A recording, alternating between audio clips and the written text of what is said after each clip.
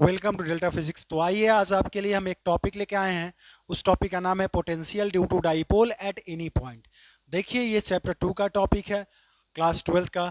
तो ये topic important है, इसका जो डेरिवेशन है वह एग्जाम पर्पस के लिए इम्पॉर्टेंट है। और आपको मैं बताता हूँ कि डेरिवेशन बहुत ही आसान होता है। देखिए एक सिस्टम से बताया जाए और एक सिस्टम से समझा जाए तो डेरिवेशन बहुत ईजी होता है। तो इतना हम आपको बोलना चाहते हैं कि इस वीडियो को आप पूरी तरह से देखिएगा, ऐसा नहीं स्किप करके देखिएगा। अगर स्किप करके देखिएगा तो फिर दिक्कत हो सकता है। तो आप स्किप करके नहीं देखिएगा प्लीज़, आप स्थिर से आराम से समय निकाल कर ही देखिएगा, ठीक ना। तो आइए हम शुरू करते हैं इस डेरिवेशन को। Potential due to dipole at any point. तो देखिए इसको डिराइव करने के लिए सबसे पहले एक चार्ज ले लिए हम, एक चार्ज ले लिए माइनस क्यू। क्या चार्ज ले लिए? Minus Q. इसके कुछ दूरी पे एक और चार्ज ले लिए, वह कौन चार्ज ले लिए? Plus Q. ठीक है, एक चार्ज ले लिए माइनस क्यू, इसके कुछ दूरी पे एक और चार्ज ले लिए प्लस क्यू। अगर इसके बीच का डिस्टेंस हम 12 ले ले, अगर इसके बीच का डिस्टेंस हम 12 ले ले तो ये बन जाता है इलेक्ट्रिक डाइपोल। ठीक है सर। देखिए हमारा जो टॉपिक है वह किसी पॉइंट पे निकालना है, एट एनी पॉइंट पे निकालना है। अगर हम यहाँ पे पी पॉइंट लेकर निकाले इलेक्ट्रिक फील्ड, सॉरी पोटेंशियल जब निकाले, तो वो मेरा होता है एक्सियल का केस। अगर हम यहाँ पे डॉटेड लाइन में अगर पी पॉइंट लेकर निकाले तो वो होता है एक्सियल का केस। और यहाँ पर अगर डाइपोल के सेंटर पे निकाले एकदम बीचों बीच तो वो होता है इक्वेटोरियल का केस। ना हमें एक्सियल में जाना है ना हमें इक्वेटोरियल में जाना है, हमारा टॉपिक है एनी पॉइंट। तो हम इस दोनों के बीच में कोई एक पॉइंट ले लिए, इस पॉइंट को क्या बोल दिए? पी। इसमें कोई दिक्कत नहीं होना चाहिए। ये बताइए, इसका नाम ले लिए ए और इसका नाम ले लिए बी। अच्छा ये बताइए, अगर पूरा डिस्टेंस 12 है तो अगर इसका सेंटर हम मान ले ओ, तो आधा आधा जो डिस्टेंस होगा, आधा दूरी होगा वो क्या होगा? एल। और जो ये आधा दूरी होगा वो आधा दूरी क्या होगा? एल। इसमें कोई दिक्कत नहीं होना चाहिए। अब हम ये जो पी पॉइंट माने हैं, इस पी पॉइंट को इस ओ पॉइंट पे इंक्लाइंड करवा दीजिए, करवा दिए। जो इंक्लाइंड करवाएं वो कितना एंगल से करवाएं? थीटा एंगल से करवाएं। ठीक है, अब क्या किए, इसको हम इससे कनेक्ट कर दिए और फिर इसको हम इससे कनेक्ट कर दिए। अब देखिए, यानी हमको पोटेंशियल निकालना है किस पॉइंट पर? पी पॉइंट पर। जहां पे निकालना होता है वहां पे एक चार्ज डाल देते हैं क्यू नॉट, इसमें कोई दिक्कत नहीं होना चाहिए। ठीक है सर। अब हम एक बार पोटेंशियल माइनस क्यू के कारण निकालेंगे और एक बार पोटेंशियल प्लस क्यू के कारण निकालेंगे। तो हम सबसे पहले लिखेंगे पोटेंशियल ड्यू टू यहाँ पे कौन क्यू है? Minus Q. तो पहले आपको पोटेंशियल का फॉर्मूला बता दे कि पोटेंशियल का फॉर्मूला होता है V बराबर q by 4 pi epsilon naught r. V बराबर q by 4 pi epsilon naught r. यानी अभी जो आप पोटेंशियल निकाल रहे हैं वो कौन क्यू के कारण? माइनस क्यू के कारण पहली बार निकालने जा रहे हैं, इसीलिए V नहीं V1। यहाँ पे कौन क्यू है? माइनस क्यू, इसलिए इस क्यू की जगह कौन क्यू डाल दिए? Minus Q. उसके बाद क्या है? 4। उसके बाद क्या है? पाई। उसके बाद क्या है? इप्सिलॉन नॉट और आर। अगर हम माइनस क्यू के कारण निकाल रहे हैं और निकालना किस पॉइंट पे? पी पॉइंट पे। जो डिस्टेंस है वो है ए पी, तो इसके जगह हम क्या लिख दिए? A P. और इसको इक्वेशन नंबर कितना मान लिए? 1। इसमें कोई दिक्कत नहीं होना चाहिए। अब क्या करेंगे? अब हम एपी निकालेंगे। क्या निकालेंगे? एपी। तो एक बात बताएं हम आपको, एपी निकालने के लिए हमको तो यहाँ पे दिख रहा है इस तरह से एपी तो निकलेगा नहीं क्योंकि राइट एंगल ट्रायंगल बन नहीं रहा है। तो एक कंस्ट्रक्शन कर लेते थोड़ा। तो हम क्या किए कि इस पॉइंट को थोड़ा सा डॉटेड लाइन से आगे बढ़ा दिए और इसको यहाँ से एक लाइन इस पे हम परपेंडिकुलर डाल दिए और इस पॉइंट को हम क्या मान लिए? एन। अगर ये परपेंडिकुलर डाले तो कितना डिग्री का एंगल बन रहा होगा? 90 डिग्री का। ठीक है, अगर ये थीटा है तो ये भी क्या हो गया? थीटा। इसमें कोई दिक्कत नहीं होना चाहिए। अब एक बात सुनना भाई, क्या कहना चाहते हैं? हमको क्या निकालना है? एपी। तो एपी जब निकालना है तो उसके लिए हम कंडीशन थोड़ा बता रहे हैं आपको, बेसिक बात सुनिएगा। देखिए ये एंगल बराबर ये एंगल, ठीक। और देखिए यहाँ पे इस दोनों के लिए देखिए साइड क्या है इसका? कॉमन। तो एक बात बताइए, आप 10th क्लास में कॉन्ग्रुएंसी पढ़े होइएगा, तो कॉन्ग्रुएंसी का रूल थोड़ा लगा रहे हैं। क्या लगा रहे हैं? देखिए क्या लिखना चाह रहे हैं। हम बोल रहे हैं एपी कॉन्ग्रुएंट है, एपी कॉन्ग्रुएंट है किसके? पीएन के। हमने एपी को लगभग बराबर कर दिए, किसके बराबर कर दिए? पीएन के। यानी कॉन्ग्रुएंट कर दिए किसके? पीएन के। ये बात ठीक है, समझ गए। अब चलिए AP का AP, अब कॉन्ग्रुएंसी का साइन कॉन्ग्रुएंट, उसके बाद PN को हम तोड़ सकते हैं क्या, इस PN को हम तोड़ सकते हैं क्या, उसको हम लिख सकते हैं OP प्लस ON, क्या लिख सकते हैं OP प्लस ON, ठीक है सर। लेकिन हम एक बात कर रहे हैं आपको कि O से लेके इस P तक की दूरी को हम क्या मान रखे हैं R। तो एक बात बताइए, AP का AP कॉन्ग्रुएंट है, OP की जगह लिख सकते हैं R, लिख सकते हैं ना, प्लस ON का ON रहने देते हैं, ठीक है। अब चलिए अब हम ON निकालते हैं, क्या निकालना होगा ON। तो जब हमें ON निकालना होगा तो उसके लिए फिर से थोड़ा सा दिमाग लगाना होगा। वो क्या दिमाग लगाना होगा, जब हम ON का बात करें तो ON यही है, तो ये निकालना है। तो ये बताइए, अगर हम इसके लिए एक ट्रायंगल मान ले, यहाँ पे एक ट्रायंगल मान ले, हम लिखे ट्रायंगल, कौन सा ट्रायंगल मान लिए, ANO ट्रायंगल दिख रहा है आप लोग को, ANO। जब हम ट्रायंगल मान लिए बबुओ, तो ये बताइए ये 90 है, तो 90 के सामने हाइपोटेनस, ठीक है, और एंगल के सामने परपेंडिकुलर, ठीक है, और जो बच गया सो बेस, ठीक है। तो ये बताइए आपको बेस दिया हुआ है, यानी बेस ON, ON मतलब बेस है ना, तो बेस, और दिया क्या है हाइपोटेनस, तो B और H जो है वो किसका रिलेशन है, कॉस थीटा का।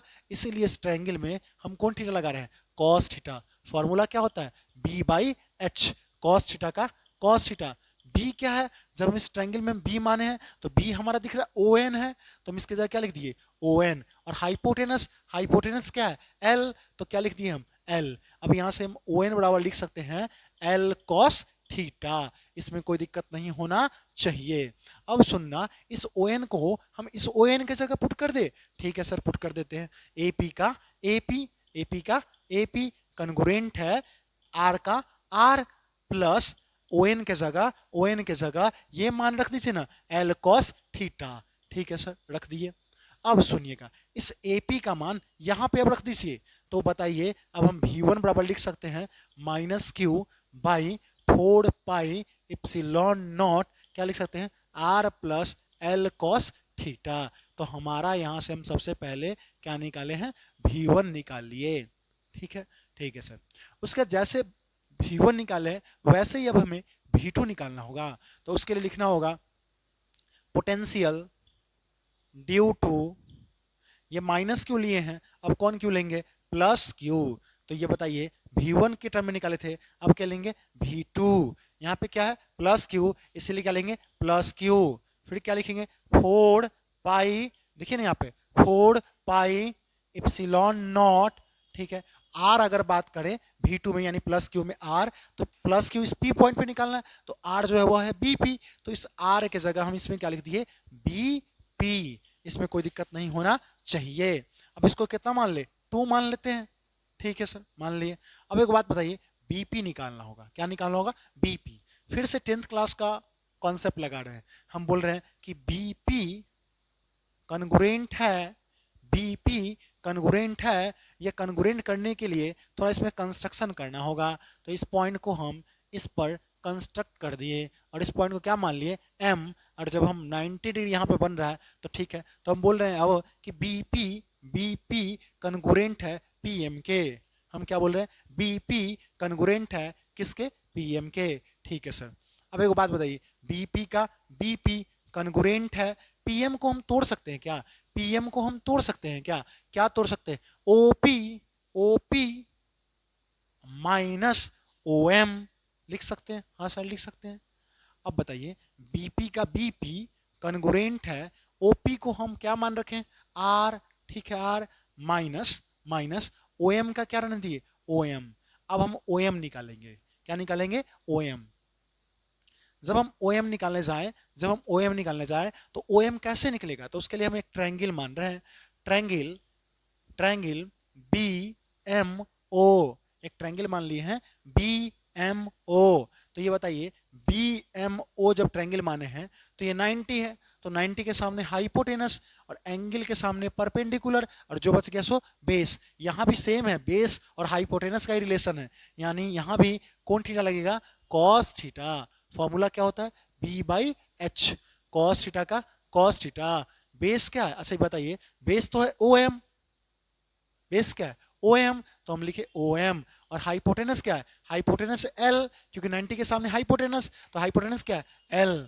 तो यहाँ से हम OM बराबर लिख सकते हैं L cos थीटा। ठीक है, इसमें कोई दिक्कत नहीं होना चाहिए। अब इस OM का मान यहाँ पुट कर दीजिए, तो बताइए अब आप लिख सकते हैं कि BP कॉन्ग्रुएंट है R minus L cos theta के। कोई दिक्कत नहीं होना चाहिए। अब इस BP का मान यहाँ पे पुट कर दीजिए।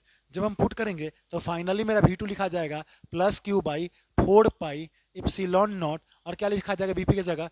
R minus L cos theta. ये मेरा क्या निकल गया? V2 निकल गया। यानी एक बार हम V1 निकालिए और एक बार हम क्या निकालिए? V2। अब लिखेंगे नाउ क्या लिखेंगे? नेट को लिखेंगे V से। V बराबर लिख सकते हैं हम V1 प्लस क्या लिख सकते हैं? V2। इसमें कोई दिक्कत नहीं होना चाहिए। अब भाई V का V1 क्या है? V1 है यहाँ पे minus Q by 4 pi epsilon naught R plus L cos theta. ठीक है। V2 क्या है? V2 है plus Q by 4 pi epsilon not, क्या हो जाएगा? R minus L cos theta. समझ गए ना? यानी एक जगह V1 का मान और एक जगह V2 का मान। V का V इसमें कॉमन क्या है? इसमें कॉमन है Q by 4 pi epsilon not common है, तो क्या हो जाएगा? -1 by R plus L cos theta. और इसमें क्या बच जाएगा? हो +1 by R minus L cos theta. इसमें कोई दिक्कत नहीं होना चाहिए। हाँ सर, कोई दिक्कत नहीं है। अब ये हम बोले कि यहाँ से हम तोड़ सकते हैं क्या? V का V बराबर Q by 4 pi epsilon not. ठीक ना? ठीक है। उसके बाद ब्रैकेट। और ये बताइए इसका एलसीएम ले सकते हैं? इसका जब एलसीएम लेंगे तो हमारा आ जाएगा भाई, क्या आ जाएगा? बोलिए R plus L cos theta. ठीक है। इंटू क्या आ जाएगा? R minus L cos theta. ठीक है सर, आ जाएगा। अब क्या करना चाहते हैं? R plus L cos theta से R plus L cos theta खत्म हो जाएगा। यानी खत्म हो जाएगा मतलब पहले लिखाएगा माइनस है तो माइनस, देखिए ना यहाँ माइनस है तो पहले क्या लिखे? माइनस। प्लस वाला से प्लस वाला खत्म हो जाएगा, ये प्लस से प्लस खत्म हो जाएगा, कौन बचेगा? माइनस वाला। तो यहाँ पे लिखेंगे R minus L cos theta. ठीक है। उसके बाद प्लस का साइन है तो प्लस। ठीक है। उसका देखिए अब माइनस वाला से माइनस वाला खत्म हो जाएगा, अब कौन बच जाएगा? प्लस वाला। तो लिखाएगा यहाँ पे R plus L cos theta. ठीक है सर, ठीक है, कोई दिक्कत नहीं होना चाहिए। अब चलिए V का V Q by 4 pi epsilon not, और इसको अब लिख सकते हैं, सॉल्व कर सकते हैं। -R प्लस L cos थीटा, माइनस से गुना कर दी दोनों में, plus R plus L cos थीटा upon A plus B, A minus B, इसको लिख सकते हैं A square minus B square. A plus B, A minus B, इसको लिख सकते हैं A square minus B square, इन दोनों पे स्क्वायर कर दिए। ठीक है। ठीक है सर। अब चलिए V का V, उसके बाद Q by 4 pi epsilon not, उसके बाद इसको हम लिख सकते हैं, इसको हम अगर देखें तो -R से +R कट गया, तो ये क्या आया? 2L cos theta. क्या आया नीचे में? R square minus L square cos square theta. इसमें कोई दिक्कत नहीं होना चाहिए। लेकिन भाई एक बात पता है, तुम जानते हो फॉर्मूला P बराबर Q इंटू 2L होता है। P बराबर क्या होता है? Q into 2L। तो Q और 2L के जगह P लिख सकते हैं ना? Q और 2L के जगह P लिख सकते हैं ना? तो P का इस जगह P लिख दिए, Q इंटू 2L के जगह P लिख दिए, और P cos थीटा अपॉन क्या आ गया? 4 pi epsilon naught R square minus L square cos square theta. तो ये मेरा फाइनल फार्मूला आ गया इस टॉपिक का। हमें उम्मीद है कि आप ये चीज़ समझ गए होइएगा। अगर समझ गए, वीडियो अगर पसंद आए तो आप लाइक कर दीजिएगा। मिलते हम लोग इम्पॉर्टेंट टॉपिक के साथ अगले वीडियो में।